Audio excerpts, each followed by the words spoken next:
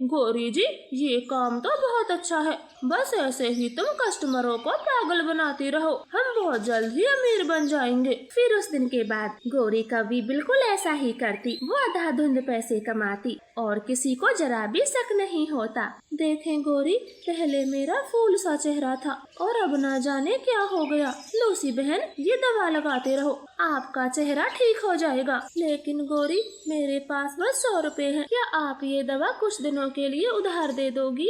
हाँ हाँ बिल्कुल लूसी बहन, तुम मेरी पुरानी कस्टमर हो, इतना तो कर ही सकती हो। जब तुम्हारे पास पैसे हो तो दे देना, मैं खाते में लिख लेती हूँ। गौरी, सच में तुम बहुत अच्छी हो। फिर लूसी भी वो दवा कभी से खरीद लेती है और पैसे अपने खाते में लिखवा कर चली जाती है। सब कुछ ऐसे ही चल रहा था और एक दिन रानो भी अपना फेशियल करवाती है तो अचानक उसका चेहरा भी काला और दानेदार हो जाता है। रानो जी, मेरा एक दोस्त है, वो स्किन प्रॉब्लम का डॉक्टर है, चलो हम उसी के पास चलते हैं। ठीक है टुन्नू जी, आप चले। वरना लूसी बोल रही थी, गौरी पार्लर वाली भी इसकी अच्छी दवा देती है। नहीं नहीं, आप डॉक्टर के पास ही चलो। फिर टुन्नू छुड़ा अपनी पत्नी को डॉक्टर के पास ले जाता है। डॉक्टर बड़ी दूरबीन से चिड़िया का चेहरा देखता है।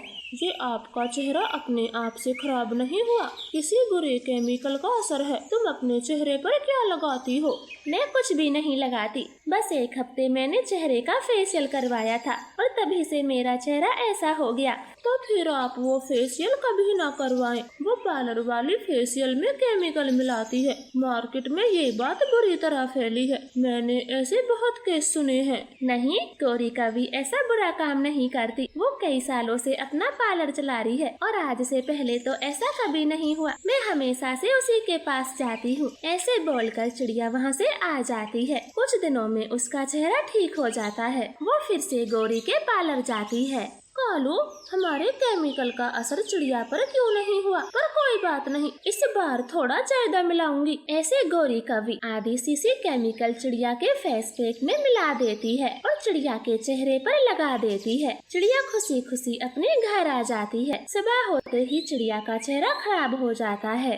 देखा, मेरा दोस्त सच बोल रहा था, गौरी सही नहीं है, कुछ ना कुछ तो जरूर मिलाती है जिससे तुम्हारा चेहरा फिर से खराब हो गया। हाँ टुन्नू जी, आप सही कहते हो, हम गौरी का पर्दाफाश करते हैं। ऐसे तो वो ना जाने किस किस को लूटेगी। फिर चिड़िया और टुन्नू गौरी के पार्लर में शोर मचाते हैं। वो कबूतर, तोती और बाकी सब पक्षियों को भी बुला लेते हैं। देखें दोस्तों, ये केमिकल इस गौरी के पार्लर में क्या कर रहे हैं। जरूर ये हमारा चेहरा खराब करती है और फिर बाद में महंगी दवा देती है। हाँ रानो बहन, मेरा चेहरा भी कभी खराब नहीं हुआ था और देखो अब कितना बुरा हो गया है। जरूर ये केमिकल ही लगाती है। फिर वो सब पक्षी गुस्से में गौरी को मारना शुरू करती है। कालू तो वहाँ से भाग जाता है। कालू, कालू, मुझे अकेला छोड़कर मत जाओ, मुझे बचाओ, वरना ये मोटी मोटी मेरी जान ले लेंगी। ऐसे गौरी कवि को खूब मार लगा के वो सब अपने अपने घरों को चली जाती हैं। गौरी को तो बहुत पछतावा होता है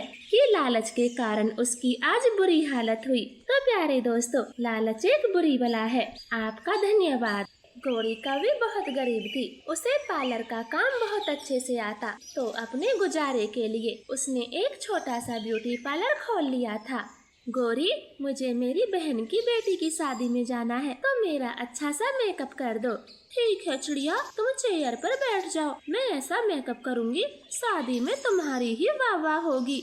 फिर गौरी कवि चिड़िया का मेकअप करना शुरू करती है। लो चिड़िया, अब शीशा देख लो, लग रही हो ना गजब। हाँ गौरी, मैं बहुत सुंदर दिख रही हूँ, तुम्हारे मेकअप का तो कोई जवाब नहीं। ऐसे चिड़िया गौरी को पैसे देकर वहाँ से चली जाती है। तब गौरी अपने पति से कहती है, क्या फायदा इतना अच्छा मेकअप करने का, पैसे तो 400-500 से ज्यादा नहीं मिलते। हाँ गौरी, और चिड़िया को सजाने में पूरा 1 घंटा लगा, ऐसे तो हम कभी अमीर नहीं होंगे।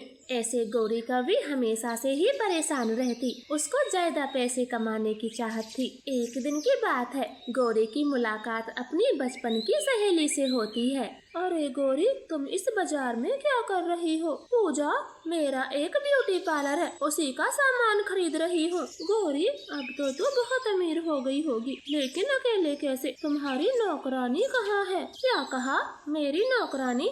इतनी भी अच्छी किस्मत नहीं है जो मैं नौकरानी रख सकूं। मेरा छोटा सा ब्यूटी पार्लर है, मैं अकेले ही संभाल लेती हूँ। गौरी, मेरा भी ब्यूटी पार्लर है, चल मैं तुझे अपना ब्यूटी पार्लर दिखाती हूँ, बस पास में ही है। फिर गौरी अपनी सहेली के ब्यूटी पार्लर चली जाती है। उसका ब्यूटी पार्लर तो बहुत बड़ा था और कस्टमरों की भीड़ भी लगी थी। तभी एक लेडीज पक्षी बोलती है, पूजा मैम, मेरे चेहरे को ये क्या हो गया? जल्दी से ठीक करने की दवा दो, मैं इस बुरे चेहरे के साथ बिल्कुल नहीं रह सकती। आप बिल्कुल भी चिंता मत करो, मैं इसकी ऐसी दवा दूंगी, आपका चेहरा पहले से भी गोरा और नेचुरल ग्लो करेगा। फिर पूजा कवि एक शीशी उस पक्षी को दे देती है। वो 2000 रुपए देकर वहाँ से चली जाती है। पूजा, इतनी महंगी दवा? महंगी कुछ नहीं, ये तो बस मेरे घर का बना प्रोडक्ट है, इसी से तो मैं अमीर बनी हूँ। और जो ये मैडम अभी फेशियल करवा के गई है, ये भी कुछ दिनों बाद मेरे पास ही आएगी और इसे तो ये दवा मैं 3000 की दूंगी। ये बहुत अमीर है। इसका मतलब तुम जानबूझकर सबके चेहरे खराब करती हो और फिर ये घर की बनी महंगी दवा देती हो।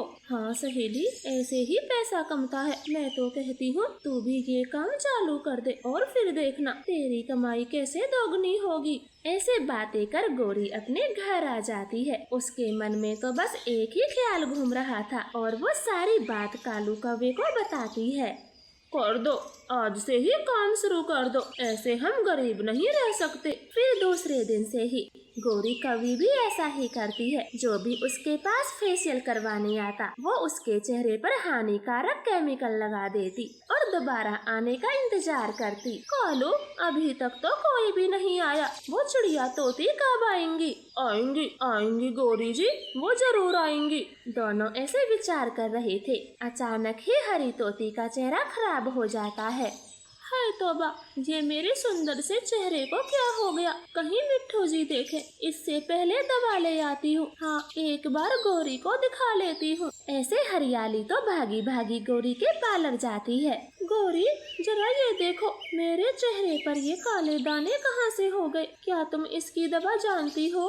अरे बिल्कुल, मैं ऐसी दवा दूंगी, आपका चेहरा फिर से सुंदर बन जाएगा, मगर वो प्रोडक्ट थोड़ा महंगा है। क्या तुम खरीद पाओगी?